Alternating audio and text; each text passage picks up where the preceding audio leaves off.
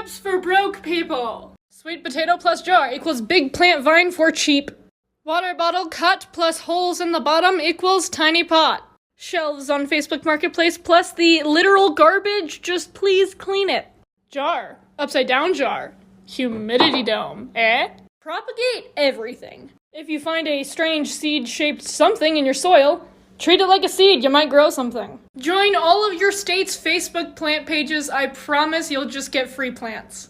Free, free, free, free, free, free, free, free, free, free, free. I paid for 5 of these plants. Today we are talking about a heated subject in the houseplant community, and that is so-called rare houseplants. People will label almost anything as a rare houseplant depending on where you live in the world. But the funny thing is, 99% of the time, these rare houseplants aren't actually botanically rare. If it is botanically rare, trust me, it won't be on the market, it'll be in a conservatory. So then, why are they labeled as rare? Well, they are commercially rare, meaning there is a large group of people seeking after that type of plant. As an example, we have the Pilea pepermoides. You're probably looking at this like, this literally cost a couple bucks. And that is my whole point.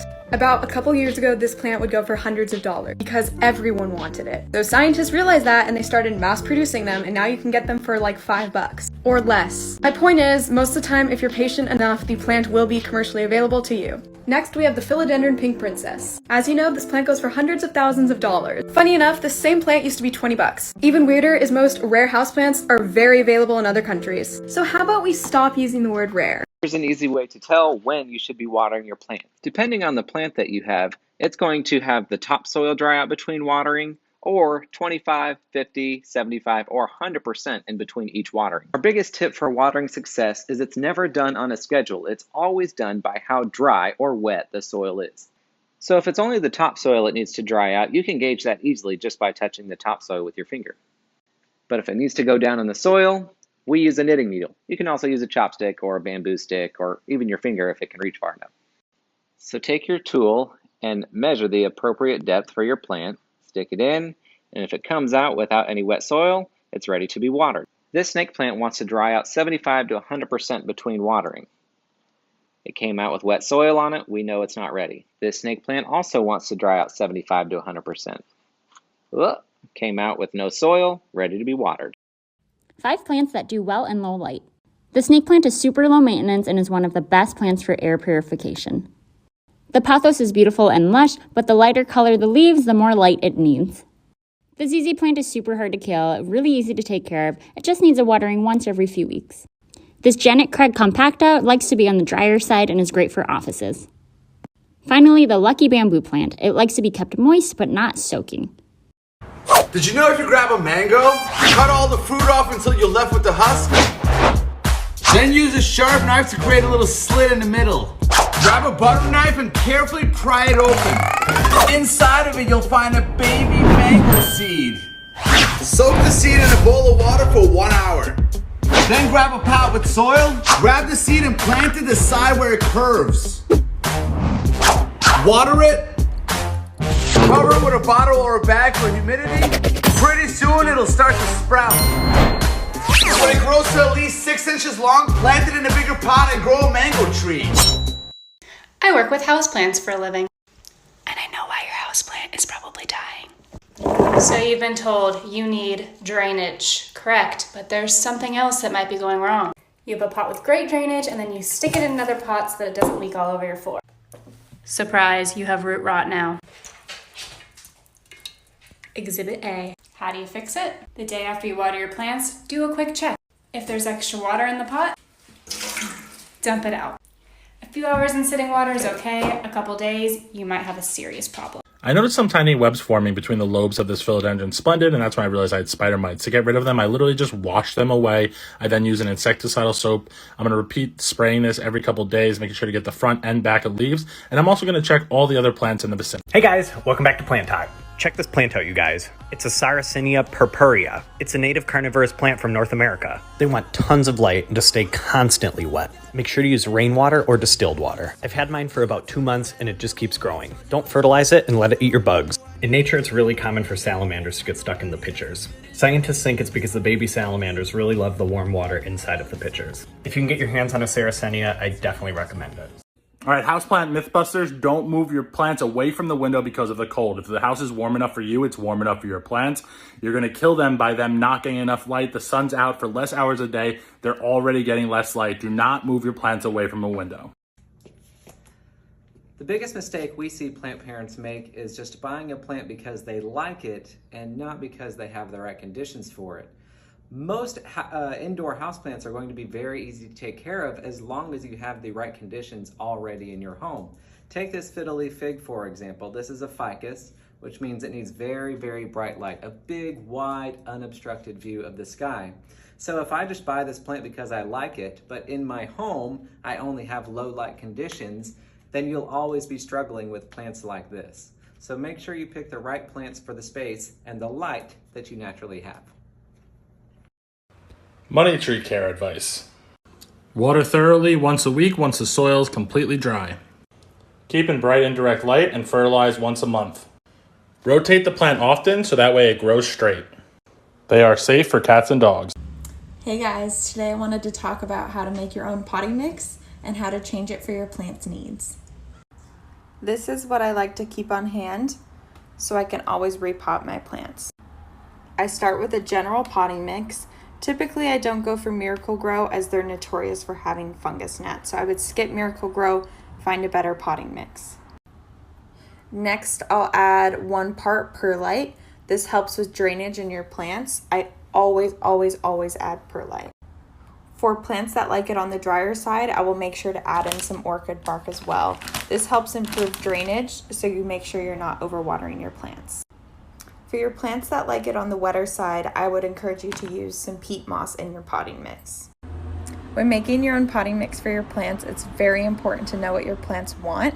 I encourage you to do your research and to always err on the side of better drainage because it's very easy to overwater. I work with houseplants for a living, and I'm gonna tell you the very first plant you should buy if you're a new plant parent. Drum roll, please. It's got a super easy name. It's the snake plant. You can get them in lots of different sizes. You don't need to mist them. You hardly ever have to water them. In fact, it's better to neglect them. Here's the coolest part. They have babies. You can gently pop these babies off. Soon you'll have snake plants all over the place. Here's the top tip. When planting a tree, grab yourself a bucket of water, hold the tree down until there's no more bubbles. You have now given this root ball a good drink. It's hydrated. Less chance of it repelling water once it's in the ground. So you want to learn how to propagate plants. Supplies you'll need: see-through cup, sphagnum moss, full of water. Open that spag, round the spag. Identify what you want to propagate. This one's a super long dangly boy. Identify the nodes. Nodes are where the petiole of the leaf met the stem. Node, node, node. Cut out the node. I want 2 to 3 nodes per cutting. Strip the bottom 2 leaves. Remember to put the end closest to the soil first down in the cup. 1 node, 2 node, 3 node, clip. Trim to node, strip the leaf. Spag in the glass. Submerge at least 1 node into the sphagnum and keep that baby moist. During the fall and winter, you're going to water your plants less. Plants use light to synthesize carbon dioxide and water into food, so less light equals less water. You still want to always check the soil, though. Fiddle figs get a really bad rap, and here's the reason. Well, first of all, it's just a plant that a ton of people have. It's in a bunch of design magazines, on Pinterest, home and garden magazines, etc. And usually on those media outlets, it's over in a corner, it's on display, it's for decorating purposes. In fact, a decorator staged it there to look really, really nice. So what happens is, you take it home and you say, I want this, what I saw in the magazine. I put it over in the corner, and then it dies because it doesn't have enough light. Y'all, these grow in full sun.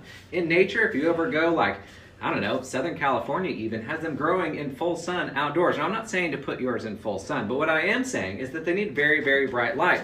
Where they're staging them on TV and on magazines and online is not where they're going to live. They actually need to be right in front of a window with a massive view of the sky. Follow me, I'll show you what I mean. So, a lot of people buy this plant because it's popular, but the reason it's labeled as finicky is because when you have more people trying the plant, you're naturally going to have more people failing with the plant, right? But actually, if you just put it right here in front of a window, look at this baby's view of the sky. Big old view of the sky. You're watering it properly. I've got some care videos on here. They're actually an extremely easy to care for plant. They're not finicky at all.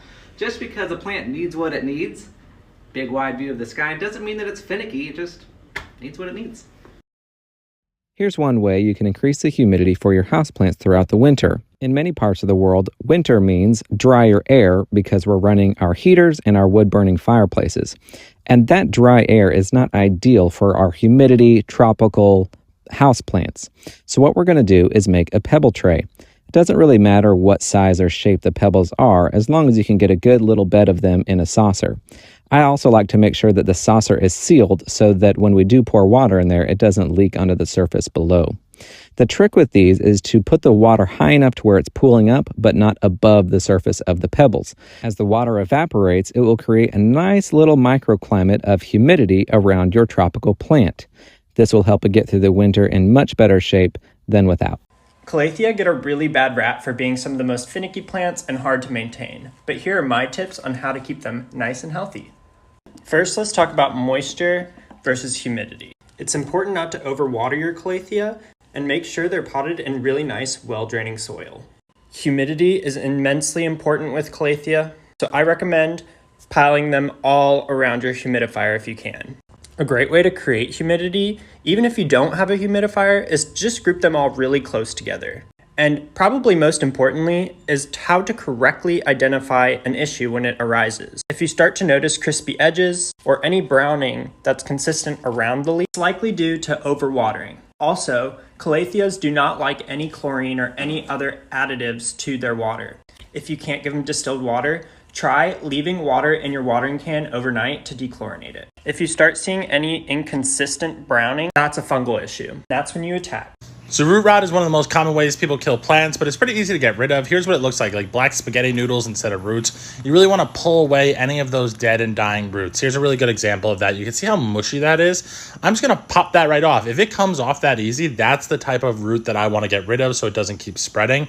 I'm now going to replace the soil with a really airy substrate. It's charcoal, bark, and perlite. I'm then just going to place the plant in the pot, fill it in with this super airy substrate so that way it doesn't continue rotting, and then I'll just monitor the leaves closely for a little bit. These lower leaves will tend to turn black and brown if they're still rot, so just keep an eye on your plant. A common problem people face when buying new plants that most people are unaware of is that the plant may not be happy where you put it when you get it home. The sweet potato vine was a rescue, and originally I put it on the right side of this elephant ear. On this side of the elephant ear, it was stunted and did not grow out. On this side of the elephant ear, it's not only grown out, but it's also grown down. Sometimes we need to remember to change our location if we're feeling stunted in our growth, because a change of location could be all that you need to maximize your potential. I tried this Monstera hack for more leaves. You need a bit of water. Locate node. I put this water here 2 weeks ago for this specific node. It looks good, but wait.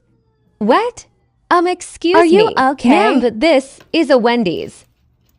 This is what I do when one of my Birds of Paradise leaves doesn't unfurl all the way up and kind of splits. I take my spray bottle and spritz the part that hasn't unfurled correctly, and this moistens everything up, loosens it up, and you can see that it already starts to unfurl. I keep spritzing it and then I leave it and let it kind of unfurl, and you can see it slowly start to open up just like that. Once it's loosened up, it'll unfurl completely on its own, but you can see what it looks like here. Hey guys, it's Monday, so let's talk about Monstera. These are the two Monstera deliciosa I own. One is a juvenile, one is an adult. As the juvenile plant grows older and has proper care, it will slowly develop fenestration in the leaf. As the plant matures, you'll begin to see more and more holes in the leaves. Monsteras are from the jungle, so these holes actually have a purpose. The reason being is so sunlight can shine through the holes to the lower leaves of the plant. You may also see brown roots popping out of your Monstera. These are called aerial roots. Your plant will shoot out these aerial roots in order to find something to climb up, whether that's a tree, a moss pole, or anything in between. These plants love to trail. Unfortunately, I don't have a moss pole yet, but once I get one, this plant will start growing up the pole and start getting larger and bigger leaves, such as this one.